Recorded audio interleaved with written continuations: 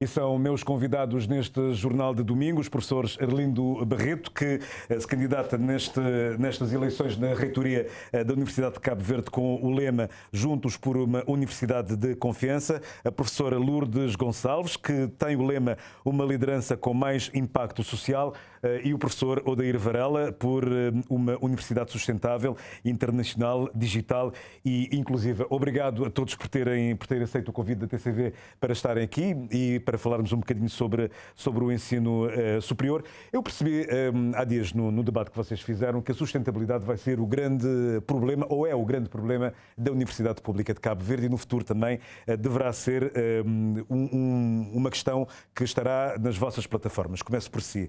De que forma é que o seu projeto, a sua plataforma, vai tentar contornar este problema ou tentar dar mais sustentabilidade à UniCV?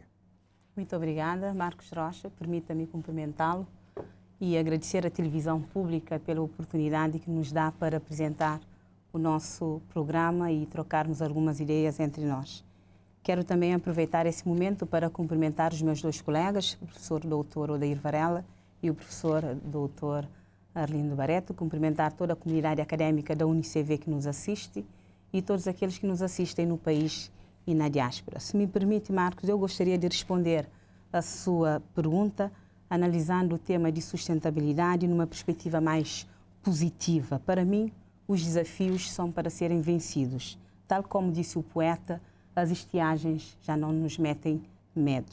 Começaria por analisar as forças e as oportunidades da UniCV sem ignorar os seus desafios. Até porque os desafios de subfinanciamento das instituições públicas do ensino superior não se restringem ao nosso país, vão além fronteiras.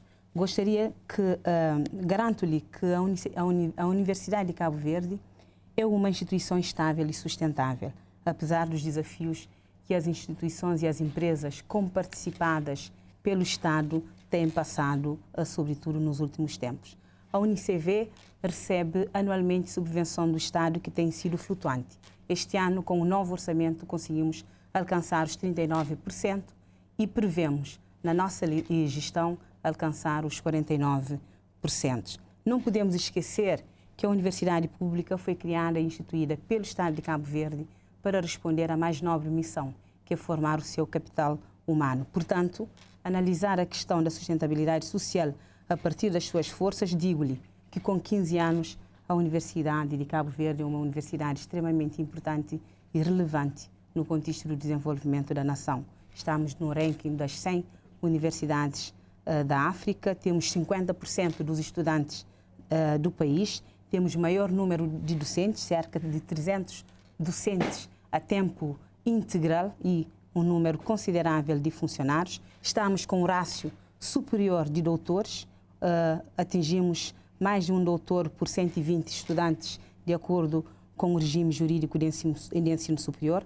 Temos um vasto quadro técnico-administrativo, somos a universidade de confiança do Estado, das famílias, dos estudantes e dos nossos parceiros. Portanto, a nível da sustentabilidade, temos a plena consciência de que a universidade não é um investimento barato, exige sim recursos. O Estado, enquanto dono da universidade, participa na medida dos recursos disponíveis conforme o artigo 46.4, a linha A do regime jurídico de ensino superior. Muito bem. Odair, de que forma é que a tua plataforma vai olhar para esta questão da sustentabilidade? Muito obrigado, Marcos Rocha, pelo convite. Renovo os votos de um ótimo 2022 para os telespectadores aqui na diáspora. Também aproveito para cumprimentar os colegas que se inscreveram para essa jornada de diálogo em prol da universidade. Vale a pena sublinhar que, adeus, o vosso debate foi um debate onde todos puderam dar as suas ideias e expressar sem nenhum tipo de rancor, enfim, claro, o propósito de estar nesta candidatura. Claro, é uma candidatura que não é contra ninguém, somos poucos para tanto desafios. Como, aliás, temos de estar a assistir nas peças da própria TCV, nós estamos num contexto económico muito difícil, não é? Contexto pandémico, e é nesse contexto difícil que, de facto, a universidade tem que transformar essa dificuldade, digamos, em oportunidade. E um dos lemas, o slogan da nossa candidatura, começa justamente por essa palavra, sustentabilidade. Sustentabilidade a dois níveis. Ao nível de recursos internos, nós consideramos que a Universidade Pública tem que utilizar cada vez mais e melhor os seus recursos internos, recursos humanos, professores qualificados e também os seus recursos financeiros e patrimoniais. Sustentabilidade interna. Nós estamos num contexto difícil, onde, de facto, não vamos ter um aumento significativo de verba para o orçamento da universidade. Neste momento, cerca de 90% desse orçamento cobre somente as despesas. Então, nós temos que usar melhor os nossos recursos, com certeza. Recursos humanos que podem ser aproveitados, por exemplo, na prestação de serviços à comunidade, através da incubação de empresas. Nós temos que ter laboratórios cada vez mais certificados para prestar esse tipo de serviço à comunidade. Então, nós temos uma vertente interna que a universidade pode aproveitar. E a outra parte tem a ver, de facto, com a relevância da universidade. A nossa candidatura deseja e quer uma universidade cada vez mais relevante para o sociedade como um instrumento de evento estratégico do país e, para tal, tem que sentar-se à mesa com a entidade instituidora para discutir a sustentabilidade da universidade. E nós propomos na nossa plataforma que a universidade deve, juntamente com a tutela, pôr em prática algo que está previsto na lei que nunca foi utilizado. Contratos de programa. Nós temos o Estado de Cabo Verde, o governo de Cabo Verde, que utiliza, gasta, melhor dizendo, cerca de quase 1 milhão de contos em consultoria. Esse dinheiro poderia ser muito bem canalizado para universidades públicas, para fazer estudos, para projetos de investigação, que vão informar as políticas públicas do país. Agora, por outro lado, não é? A sustentabilidade passa também por reforçar a autonomia das unidades orgânicas, no polo de São Vicente, no polo de Santa Catarina, para que tenham mais poder de iniciativa, para que tenham mais liberdade de criação, para que possam também trazer recursos internos, reforçar os seus recursos internos e também externos da sociedade. Professor Arlindo Barreto, de que forma que a sua candidatura vai atacar esta questão da sustentabilidade? Sim, boa noite. Em primeiro lugar, desejar bom ano a todos os que nos ouvem e nos assistem e cumprimentar também aqui os meus colegas do painel. A sustentabilidade é um ponto importantíssimo para o nosso programa de ação. Nós estruturamos todo o nosso projeto, o nosso programa de ação em eixos. E temos 4 eixos estratégicos. A sustentabilidade faz parte desses 4 eixos estratégicos. A sustentabilidade, a qualidade, a avaliação, a gestão e legalidade. Portanto, a sustentabilidade, em primeiro lugar, como já se disse cá, vivemos um contexto extremamente difícil e teremos de trabalhar juntamente com o governo, no sentido de ver as melhores opções que nós devemos tomar, mas sabemos que temos integrado no nosso programa a questão da contenção de custos, a questão da otimização dos recursos que nós temos. Nós temos recursos humanos importantes, investigadores, professores que trabalham de forma abnegada, mas precisam ser otimizados no sentido de ter motivação no trabalho que fazem, dedicar mais tempo de trabalho à instituição, mas para que possam fazer isso é preciso se sentirem motivados no trabalho que fazem. Portanto, a questão que nós temos de regularizar o processo de carreira é fundamental para que haja essa motivação e permitirem ocupar o tempo que fazem lá fora em outras instituições, permitirem trabalhar lá dentro com motivação e fundamentação. Nós temos igualmente aspectos talvez que as pessoas deixam muitas vezes de lado, que é a questão das energias renováveis. Nós temos despesas consideráveis em termos da utilização das energias, então um investimento ao lado das energias renováveis é fundamental. Mas talvez o ponto fulcral seja a questão de um trabalho a ser feito de planificação em termos de dados. Nós temos o dado como elemento central de qualquer decisão a tomar dentro da universidade. Portanto, para a avaliação, para a sustentabilidade, para a mobilidade dos professores, tudo isso é preciso termos dados fiáveis concretos, atualizados, que permitam, portanto, trabalhar de forma segura, planificada, para que a instituição possa ir à frente. Acredito que qualquer universidade, o seu objetivo final é aumentar o ranking de qualificação a nível regional, internacional, etc., e aumentar também a qualidade dos alunos que saem destas universidades. De que forma é que vocês vão trabalhar para a qualidade do ensino da UNICV? Eu não sei se foi o professor Odair que ouvi a proposta em que deveria haver uma nota mínima, uma nota de acesso à Universidade Pública de Cabo Verde. Como é que podemos trabalhar a qualidade dos estudantes que saem da universidade? Nós pretendemos trabalhar a qualidade dos nossos estudantes que saem da nossa universidade através da melhoria de tudo aquilo que nós fazemos. Nós defendemos que só se ensina o que se sabe e só se transfere o que se sabe. Nós somos muito bons naquilo que fazemos, a nível do ensino, a nível da investigação e a nível da extensão universitária. A nível do corpo docente para a formação, para a extensão e para a investigação, estamos muito bem qualificados, Marcos. E a nível das infraestruturas para o desenvolvimento do ensino, também estamos bem preparados. Inclusive, a nossa universidade, nesse momento, para todas as áreas, medicina, enfermagem, tecnologias, engenharias e das próprias humanidades, possui, nesse momento, 34 laboratórios para o desenvolvimento da vertente prática do ensino. A qualidade da formação dos nossos jovens deve ser trabalhada no sentido de alcançarmos a formação de excelência. Dispomos, para além de equipamentos laboratoriais, de equipamentos a nível da mediateca, das bibliotecas. Temos toda uma quantidade enorme de acervo biográfico que servem de suporte para o ensino. Como disse, temos professores bem qualificados, bem preparados. Temos todo um corpo administrativo que apoia os nossos docentes para a realização dos estudos.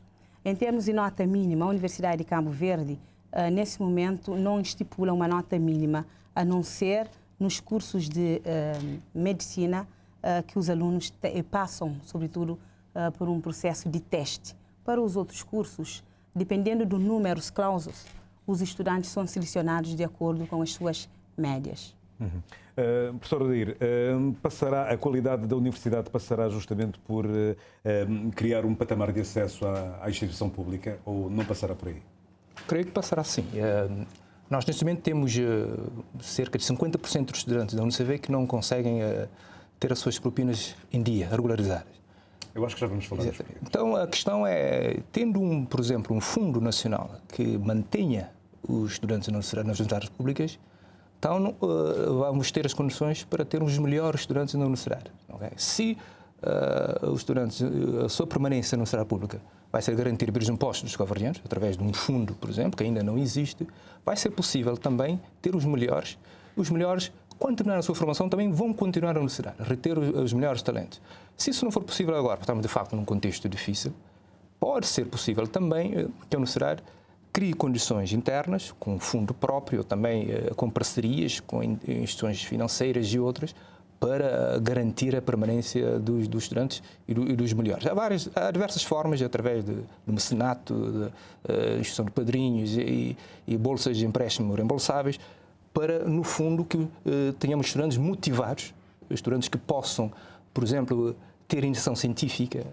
Os estudantes anseiam por maior mobilidade interna entre os polos e também mobilidade internacional. Os estudantes anseiam por ter maior atividades esportivas e culturais anualmente na universidade. Anseiam ter situações ligadas à residência e também a habitação e alimentação resolvidas.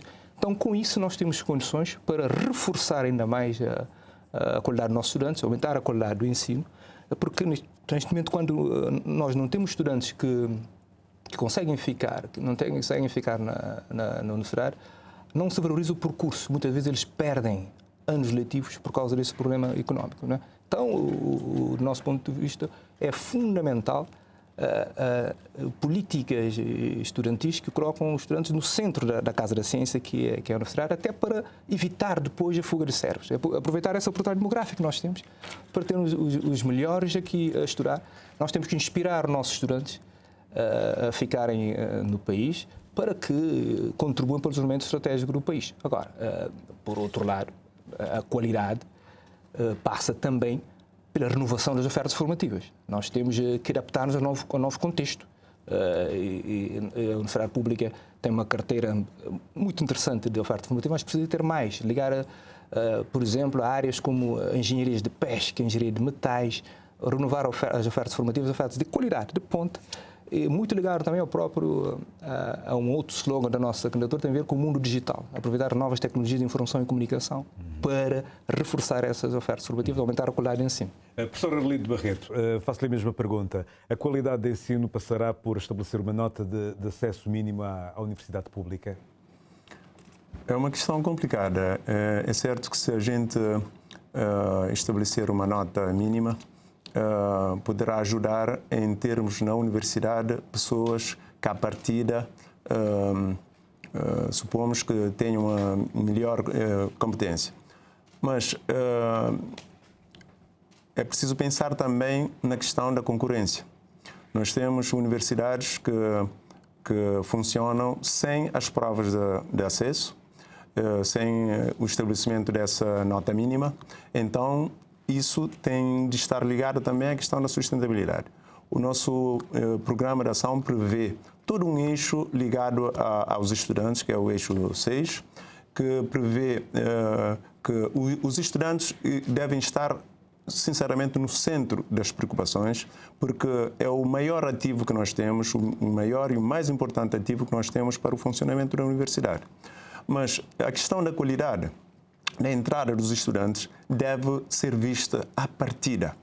Chegar à universidade é a fase final e nós todos que trabalhamos na instituição desde há vários anos temos notado, mas em qualquer curso, depois de discutirmos com os colegas, ver que há cerca de 10 anos para cá o nível tem baixado consideravelmente. Portanto, para que haja melhoria da qualidade dos nossos estudantes que voltam para a sociedade, é preciso trabalhar de base. A universidade deve propor, com os quadros que tem, uma assessoria ao Ministério da Educação, trabalhar do pré-escolar, do básico, do secundário, para que, chegando à universidade, tenham um nível que permita fazer uma formação de qualidade e voltar para a sociedade e dar a contribuição que seja necessária. Em relação às propinas dos alunos à universidade pública, não sei neste momento qual é a situação, se há muitas dívidas, se há poucas dívidas. De que forma é que vocês vão resolver estes pendentes que vão encontrar? Vai haver um perdão, por exemplo, das dívidas? Não sei qual é a solução. Queria só retomar a questão levantada pelo meu colega Arlindo. A questão de qualidade não se afere pela apreciação. A questão da qualidade se afere pela avaliação. E a avaliação da qualidade do ensino que se faz em Cabo Verde tem sido feita através de ciclos de estudo pela Agência de Regulação do Ensino Superior. Ponto 1. Relativamente à questão do financiamento da formação superior, essa é uma responsabilidade do Estado. E as famílias como participam. Nós, no nosso programa de ação, nós propomos uma política de ação social que permita que as assimetrias de acesso não tenham reprodução dentro da Universidade de Cabo Verde. No sentido de que vamos desenvolver uma política de ação social que não vai deixar nenhum estudante para trás. Estudantes com necessidades específicas, estudantes com vontade, com determinação, com motivação, com desejo de fazer a sua formação superior, nós garantiremos que continuem a fazer a sua formação na Universidade de Cabo Verde até o final. Para isso, vamos mobilizar recursos. Através do contrato-programa com o Governo, vamos definir as metas, os indicadores, os resultados e as responsabilidades de cada parte. Segundo, a Universidade de Cabo Verde vai apostar na prestação de serviços, mobilizando recursos para cobrir as vulnerabilidades dos estudantes que procuram a nossa universidade. Terceiro, nós não defendemos, nesse momento, no contexto em que vivemos, a redução dos custos de propina, porque não é da responsabilidade da Universidade de Cabo Verde. O preço da propina é estabelecido pelo Estado de Cabo Verde. Temos a plena consciência que os maus anos agrícolas associados à situação pandémica do país tem refletido muito no cumprimento das responsabilidades das famílias no que tange ao pagamento de propina. Estamos cientes disso, mas procuraremos também mobilizar os nossos parceiros, inclusive a nossa diáspora, para juntos apadrinharmos os nossos estudantes e atenuar ou mitigar os efeitos dessas dificuldades que os nossos estudantes têm dentro da nossa instituição. Professor Odir, de que forma que a sua candidatura vai resolver este problema das propinas, que provavelmente é capaz de ter muitas propinas em atraso, estudantes que desistem porque não conseguem pagá-las, enfim? Sim, como eu disse há bocado, de facto é um problema sério, fundamental para o futuro dos nossos estudantes. A Superintendência, a entidade investidora, aprecia as ações da universidade. Então, a universidade não pode alterar o valor das propinas. É por isso que alguns autores defendem até que devemos passar do regime de superintendência para o regime de tutela. Porque, neste momento, a universidade não tem autonomia suficiente. Não se espera independência, mas maior autonomia a esse nível. E, de facto, para além das medidas que eu proponho, é fundamental também que nós tenhamos em mente que a universidade pública deve ser referência para as outras universidades. Não olhar para as outras instituições superiores como competidores ou como concorrência. Então, é por isso que a universidade pública deve formar os melhores. Dos melhores, eu costumo dizer, nós não podemos formar na linha branca, digamos, a nível dos quadros cabo-verdianos. Nós temos que formar, não só para Cabo Verde, mas para o mundo. E também atrair estudantes do exterior. E nós temos que atrair professores e estudantes do exterior para que possam, por exemplo, contribuir para que Cabo Verde se transforme num polo de internacionalização a nível de ensino superior. E para isso os estudantes têm que estar em condições de serem os melhores, não se preocuparem com questões relacionadas com propina, com habitação, com residência. A solução é fundamental, do meu ponto de vista, haver, tal como existem outros países ditos mais avançados, como a Noruega ou a Dinamarca, um fundo nacional que financia a permanência dos estudantes. A universidade pública, para ser relevante, e tem que ser relevante, tem que ser um instrumento estratégico para o desenvolvimento do país, tem que ser visto pela tutela como uma forte aposta. E não havendo esse fundo, eu creio acho que há um diálogo entre os parceiros público-privados nesse sentido com o Estado. Penso que vamos caminhar para isso, apesar do contexto difícil. E caso não se caminhe, a curto prazo, temos que adotar essas medidas. Como eu referi, por exemplo, a UNICEF ainda não tem um fundo próprio para lidar com esses problemas e é preciso, tem que criar essas condições a curto prazo. Eu creio que é possível, a nossa programação já prevê isso. Nós temos que ter uma maior diplomacia junto das entidades públicas e privadas. Uma maior... mas não no sentido de pedir, mas sim em troca. Por exemplo, nós podemos ter parcerias com instituições que financiam nossos estudantes em troca de formação, por exemplo. Professor Arlindo, como é que olha para esta questão do financiamento das propinas, de alunos que têm dificuldades em pagar as suas propinas? Como é que vai lidar com esta questão? Acho que, em primeiro lugar, é preciso estudarmos e sabermos exatamente quais são os estudantes que precisam de apoio, há um número considerável, é certo? E, para isso, os dados que nós temos como central vão permitir fazer esse estudo, planificar e ajudar os estudantes, portanto, que realmente têm as dificuldades. É preciso, certamente, também negociar com a superintendência, as instituições, as empresas, no sentido de se aumentar o número de bolsas para esses estudantes e ajudarmos efetivamente as pessoas que queiram ter uma formação e que gostam da formação que fazem, ajudarmos as pessoas a atingirem a realização, portanto, dos seus sonhos. Nós sabemos que, se formos, mas isso tem de ser uma política trabalhada, discutida com o governo, de forma a que possamos todos contribuir para que a sociedade, o país, funcione talvez de forma melhor. Uma pessoa um estudante que é filho de uma família economicamente, financeiramente, que tenha condições para fazer estudos superiores elevados, podem, por vezes, serem incitados a fazer formações que custam caras, mas que não dizem muito respeito àquilo que gostariam de fazer. Acho que temos de, talvez, trabalhar essa questão de vocação, no sentido de vocação, que é um termo, uma noção que tem sido deixado de lado. Porque, senão, todos perdemos. As pessoas que podem fazer a formação, podem pagar a formação, fazem a formação, por exemplo, de engenheiro, médicos, etc., mas se não tiverem a vocação, não teremos bons médicos.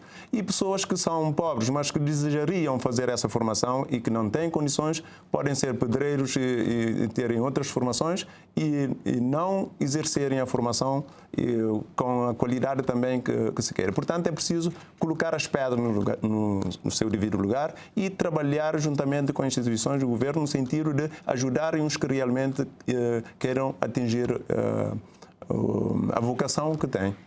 Eu, ao longo dos tempos, tenho ouvido as autarquias a pedirem universidades ou polos universitários nos seus concelhos.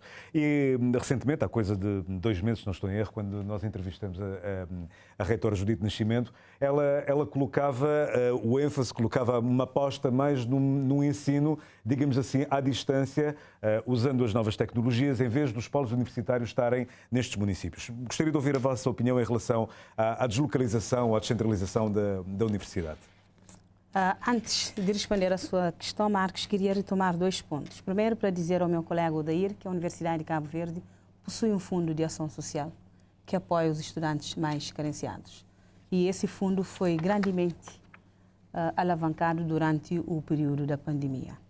E nós pretendemos reforçar esse fundo de ação social e essa política de ação social que já existe dentro da nossa universidade, sobretudo para garantir melhores condições a nível, por exemplo, de residência da universitária.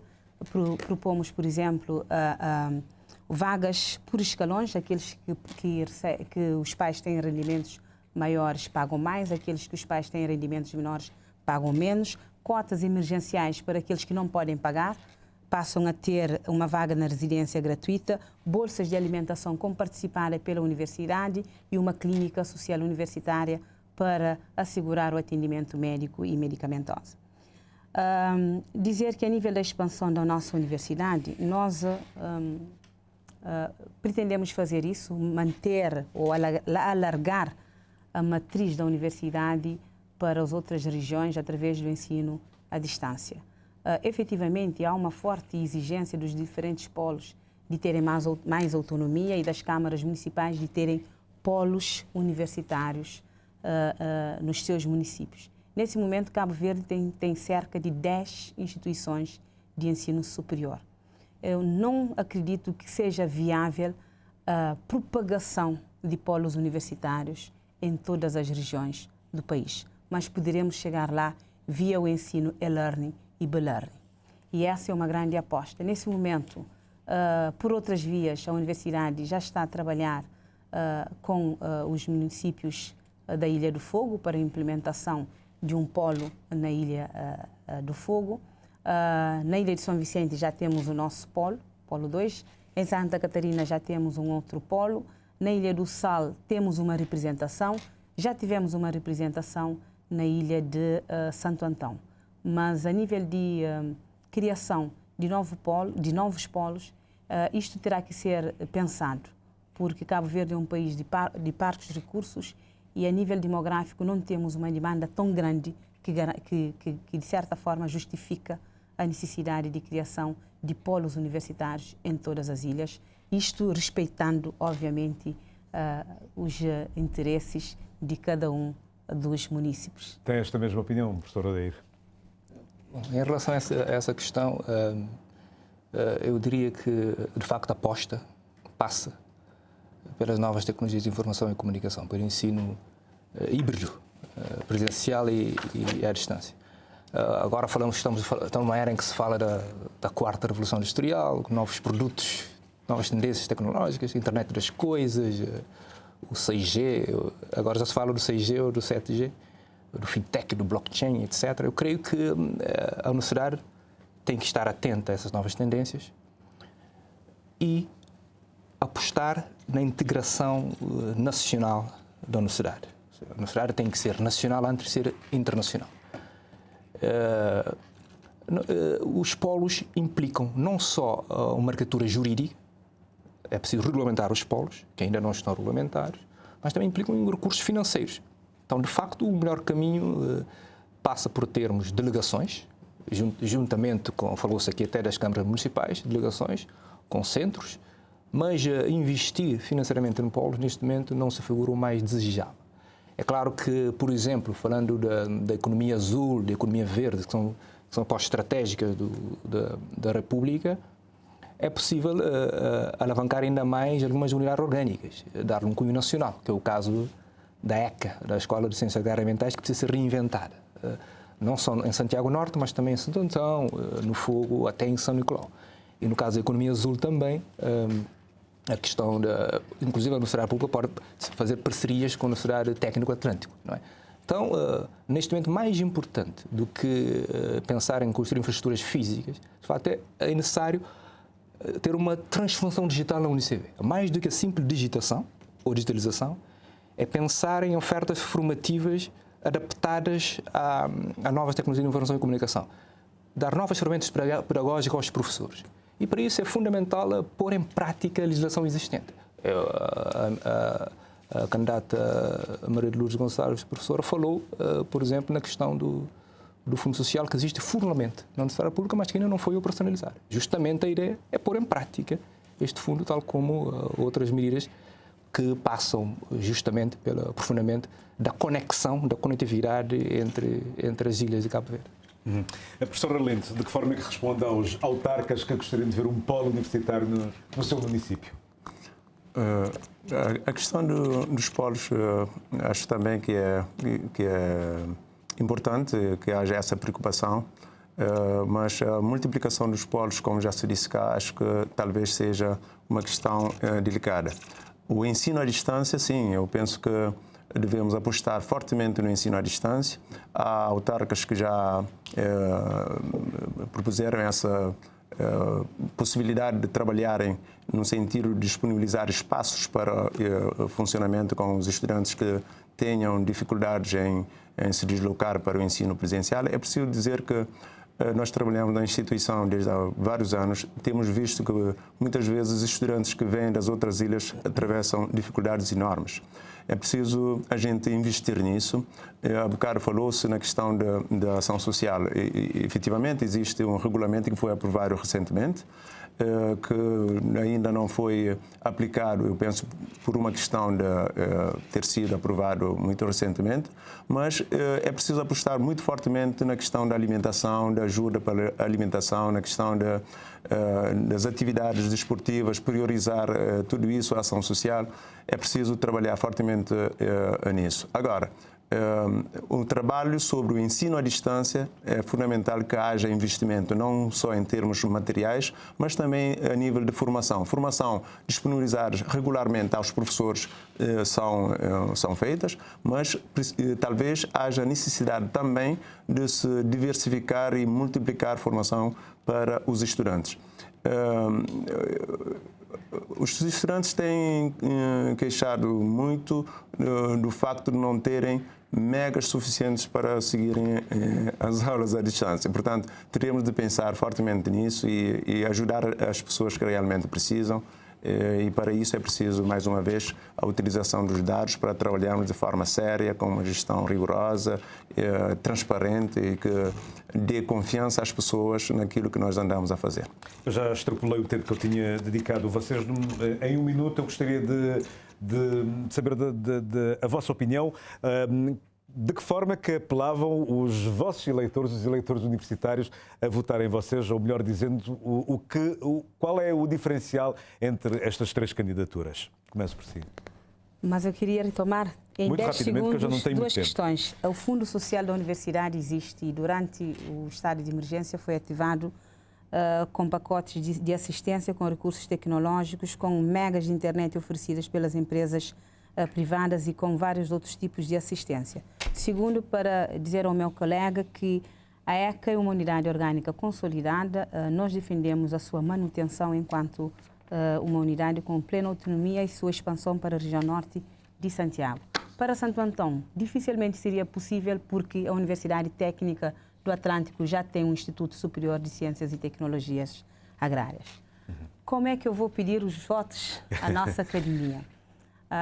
Eu gostaria de dizer à nossa estimada comunidade académica que eu particularmente respondi a essa jornada com a firme convicção de que o chamamento é coletivo. Apresentei um projeto à altura dos desafios da Universidade de Cabo Verde, que contempla esforços de um conjunto de pessoas, colegas competentes, com liberdade de pensamento e espírito crítico. O projeto é meu e proponho valorizar, sobretudo, o corpo, os recursos humanos da Universidade de Cabo Verde, os estudantes, os nossos funcionários e os nossos docentes, porque para eles nós vamos trabalhar no sentido de garantir uma maior condição de sua permanência e integração plena da nossa universidade. Seremos, caso merecermos a confiança deles, uma reitora próxima, dialogante e de proximidade, que valoriza todos e todos. Professor Aldir, que apelo é que faz a academia? Pela academia que sufrague o programa que foi proposto por eles, de facto. Nós, nos últimos meses, temos estado a escutar os estudantes, os funcionários, os técnicos e os professores da UNICV sobre os principais desafios da universidade. Eu apelo que eles analisem os programas com tranquilidade. A comunidade académica já nos conhece os perfis dos candidatos, conhece o seu percurso enquanto cientista, enquanto professor, enquanto investigador, conhece as qualidades, as competências dos candidatos e também conhece as suas capacidades, que podem fazer na prática em prol da universidade. Nós nos apresentamos com espírito de missão, consideramos que que nós teríamos o dever, a obrigação de colocar ao serviço da universidade pública essa experiência que nós acumulamos ao longo de vários anos, no ensino superior, na investigação, tanto a nível nacional como a nível internacional. Consideramos que seria um dever estratégico e patriótico. Consideramos que isso seria uma obrigação da nossa parte. No fundo, apresentar-nos, pôr-nos ao serviço da universidade, tendo em conta os desafios que enfrenta nesse momento. E nós consideramos que o programa de ação abarca todos esses grandes desafios e estamos seguros que a partir de 19 de janeiro teremos as condições para um conjunto, porque, como diz o adágio, sozinho se vai longe, mas juntos vai depressa, aliás, mas juntos vamos mais longe. E creio que todos podemos, nesse contexto difícil, lutar para que tenhamos uma universidade cada vez mais relevante para a sociedade cabo-verdiana. Muito bem, professor Arlindo Barreto, porquê é que o senhor vai ser um bom reitor? Bom, antes de responder a essa pergunta, eu queria apenas sublinhar o facto de não tive tempo de responder à questão da ECA. Se não me engano, já foi sublinhado que é o único programa que faz menção à ECA no nosso programa. Portanto, podemos ver isso e depois ver a questão do desenvolvimento. Mas o apelo que eu faço é que todos nós já trabalhamos durante praticamente 2 anos, serenamente, com um grupo multidisciplinar, muito competente e que trabalha serenamente. Andamos em todos os polos, fomos várias vezes a escutar as pessoas, os estudantes, os funcionários, os docentes. Discutimos seriamente e serenamente com essas pessoas. O apelo que eu faço é que no dia 19 votem e que votem massivamente, no sentido de que esse apelo a voto, essa mobilização de todos possa ser um exemplo para o funcionamento aqui no país, do facto de a gente ter de trabalhar e ter uma representação ativa e com uma carga de responsabilidade, digamos, de representação institucional junto dos parceiros e das instituições que o reitor possa representar. Muito bem, agradeço à professora Lourdes Gonçalves, ao professor Odair Varela e ao professor Arlindo Barreto por terem estado aqui no Jornal Domingo para nos ajudar a entender o que está em jogo nestas eleições universitárias da UNICV, que vai escolher a sucessora de Judite Nascimento. As eleições são no próximo dia 19.